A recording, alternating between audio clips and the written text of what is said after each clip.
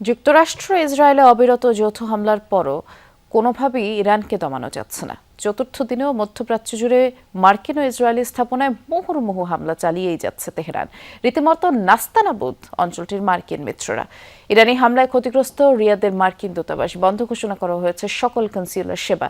এছাড়া Bahrain, Kuwait, Dubai, কাতারে মার্কিন সেনাদের লক্ষ্য করে অর্ধশতাধিক ড্রোন মিসাইল হামলা চালিয়েছে আইআরজিসি। আগামীর অগ্রগতির ভিত্তি আনোয়ার ইস্পাত, স্ট্রংগেস্ট স্টিল সিন্স 1978।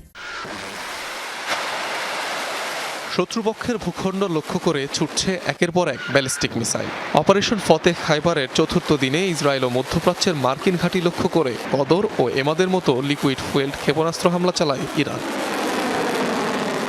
প্রতিরক্ষা বলয় আয়রন ডোমকে বুড়ো আঙ্গুল দেখিয়ে তেল আবিবের রাতের নিস্তব্ধতা ভেদ করে আঘাত হানে একের পর এক ইরানি ক্ষেপণাস্ত্র। রাজধানী ছাড়াও বন্দরনগরী হাইফা ও জেরুজালেমের কিছু অংশে লক্ষ্যভেদ করে ক্ষেপণাস্ত্রগুলো। মঙ্গলবার ভোরে সৌদির রাজধানী রিয়াদের মার্কিন দূতাবাসে ড্রোন হামলা চালায় আইআরজিসি।